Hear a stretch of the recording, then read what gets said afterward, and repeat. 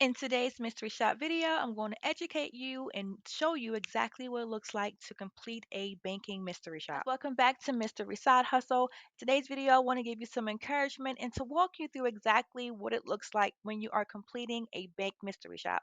Now, I do have a sample mystery shop questionnaire. It doesn't have the exact same wording you will typically see, but it's just to give you an idea of what you can expect if you have never done a mystery shop for a bank or if you have done, but all of them are different. But let's jump right into it. Right here, I have a sample shop. This is, as you see, it is not due until 6/21/23, and you're going to be paid $60. So whenever you're doing a bank mystery shop, $60 for me is on the lower end. I typically do mystery shops for banks for 120, 200, or $300. But if I was on a bind, I needed some money, I would definitely do the shop because I've done them so much and I understand how it works. So you want to always go over the shop comments, understand exactly what they are looking for. Now, this for me has been very new. I have never seen this before, but I always wondered about individuals who fall into this category. So for some people in your normal day-to-day life, you may mess up on your bank and you do have like a bank credit report or report card where if you owe a bank money, other banks don't want to touch you or you're unable to open up a new account until you pay off the old one. So they do have that verbiage in here as well to make sure that you know, hey, before you even apply for this shop, if you already know in the back of your head or if you forgot, double check before you apply because if you go to the shop and they look you up in the system and they realize, oh, well, you have a back debt with another bank, they're not going to actually open an account for you and then you're not going to get paid for your time. So just make sure you are double checking your memory when it comes to the type of things because it could have been one off a long time ago and you forgot all about it. But this is very, very important. So once you come to this, you think, you know what, I do want to do this. I want to open me up a checking account. I'm going to go right ahead and apply. So you're going to scroll down here and you're going to pick a date and you're going to put your information in here and hit apply. Then it depends upon if it will be a self-assign or if they will have to grant you that. Right here, you see instantly assign a shop to me. So it will go right into your email. Guys, welcome back. Now, when you get to your email, you're going to open up your shop guidelines. Every mystery shop will come with shop guidelines, which pretty much tells you what you need to do while you are performing your mystery shop. I highly recommend you go over that well in advance. Now, if you're doing this shop a day before, I recommend as soon as you apply, go right to your guidelines because I have personally had guidelines that have been outdated and the information was not even accurate as to what I was able to do per what they wanted me to do. So I had to contact the scheduler and he was like, "Oh yeah, I forgot to update it." Well, dude, I have to do this tomorrow. So luckily I saw it because I would be looking crazy. So just make sure you are looking at the guidelines and understanding the key things. It will be a bunch of words in there. Some of it is just fluff to fill out the page, but look at what exactly they're saying will be on the actual questionnaire and sometimes the shop guidelines will coincide with that so you can know what you need to do. But if it doesn't, you have the ability to click on fill out that shop form and see the questions in advance. That way you have an idea of what you need to look for. And this is where you will need to have your phone or something where you have those things jotted down in your car, in your bag, on your phone, wherever, where you can do a quick glance and then look for the information while you're physically in the actual bank and provide it for you, whether it's text form or voice form. So when you do go back to complete that shop form, you are able to answer those questions 100% accurate because every bank has a camera and they use these cameras to coincide with the time you enter and leave. They ask you, what time did you get there? And they don't give you about this time or close to. No, they need the exact number. So when you walk into a bank and you enter that first door, that is the time you need to put on there because they will go to their camera and they will see at that time when you walked in the building to know that that was you that did the mystery shop. So now we are in the bank. Now, before you get to the bank, most times they will ask you to look at the outside area. Is there any garbage or trash? And is there any kind of signs or lights out or the windows are dirty? Like pretty much maintenance stuff, right? Now, when you go inside, you will pretty much deal with either a banker or a teller. Either way, I have my phone on camera. So I am recording every single thing that I can get my camera to see, especially what that person I am talking to looks like. Now, they don't ask you too invasive questions like well, they ask you to, I think they ask you gender, but they don't ask you like the race, ethnicity, things like that. You'll just say it was a woman or a man, and their hair was like this. They wore a shirt with their name tag on this side, or a blouse, or because they have strict dress codes, so they want to make sure the person they're actually um going to be talking to customers are following what they deem as appropriate attire while they're on the job.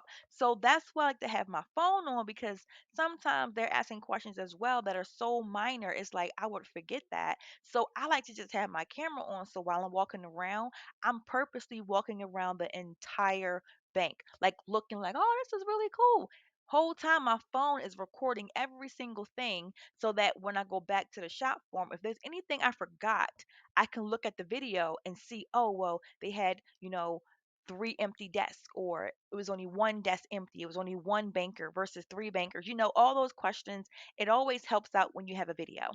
Now, when you get to the actual talking point, when you're talking to the teller or also the banker, again, for that, I like to have it on MP3 recorder, because the whole conversation for the app I use called Otter, it literally writes out everything, so I can input that into the shop form, which I'm going to show you a sample shop form of what you will need to answer, but it's not a verbatim because they're all different. And this one is not even including a lot of banking questions, but I'm going to just insert them when I get going through the actual form. But you're going to use MP3, sit there, ask questions, because literally this is your time to be an actor. You're talking like you don't know nothing about a checking account, a savings account, or a loan, or whatever the scenario is. So you're allowing them to educate you. You're not educating them. You're mostly quiet. You're just answering questions like, oh, wow, I never thought about that. Oh, so I could do this and I can do that. And then they're, come back. Yeah, definitely you can do this, you can do that, and blah, blah, blah. So this is your time to just sit there, let them talk, because they only care about what that banker or teller is telling you in that interaction, because are they following the key points that we told them they should follow when they were hired? If they're not, we have to train them. Maybe they got to fire them. I don't know, and you don't know, but your job is to just sit there, act like you don't know anything, and or say you are someone who is a repeat customer. Oh yeah, so I'm thinking about doing this now, but I'm not too sure, blah blah blah. So you already have a little bit of knowledge of rapport, so you will act accordingly to that scenario as well. This is an example of a shop form with all the questions of what you may get presented as a mystery shopper for a banking shop. Now, granted, depending upon the company, you will get different questions, but they always tend to fall in the same kind of category. Was there any kind of trash? Was everybody, wearing the right attire? Was there any type of missing signage, or, were you greeted? What was stated? They just want to know exactly what they are doing, even though they will be looking at that via the actual camera, because when you go in there, they're going to ask you, what time did you enter? Because they want to make sure it's you. And so what I always say is, before you even enter that door, have your phone open and inside of your video app. They don't know you have video on, but this way you can refer back to that video to answer these questions. Now, when you are inside of there, a lot of questions will be about how many tellers, how many bankers, what do they have on? Can you describe them? Also, can you write out verbatim what was stated to you, especially when you first enter the lobby area? You typically will run past a greeter who will ask you questions to dictate, okay, should you go to a teller, or would you go have a seat and we'll get a banker for you? They will make the decision, but if not, then you just go right to a teller and you will be outlining what they said to you to greet you into that bank. Now, I always say as well, when you get to the banker, you can have it on video, but I strongly recommend you put it on Otter, and I will have a link to both Otter and also uh, Grammarly at the bottom, okay? Otter makes it so easy for you to just Sit there, let them talk. It will transcribe everything that's being said between you and the banker, between person one and person two. Take that information, put it in Grammarly, let Grammarly go through all of the different type of punctuation, spelling and things like that. And then you copy and paste it right into your shop form. Now, let me not give you false expectations.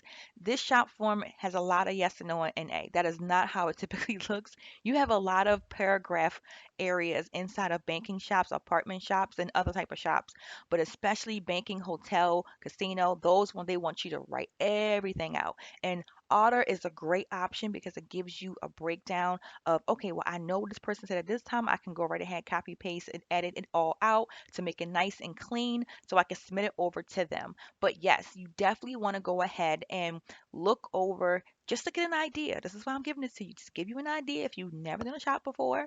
They again will always be different, but just having that generalized understanding and also stressing use your video and use Otter so you can always refer back to everything that happens regarding that shop.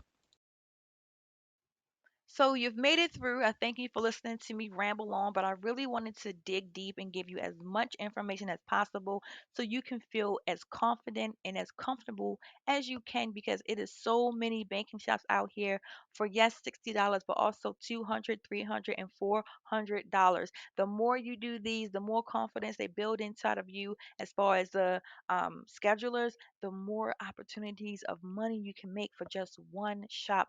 It's amazing the amount of money you can make. But if you feel like you was just talking, girl, and I still didn't get this answered, just leave me a comment and I'll reply back to you as soon as I receive it. And any other thing you would want to know, I will have other future videos coming out like this, how to complete apartment shops and spa shops and entertainment shops. I also have the whole narrative story samples you can see, and I will let you guys even get a copy of that yourself so you can pull from that when you are filling in information for your own shop. So I thank you again for checking out my channel. Make sure you are subscribed, and I'll see you on the next one.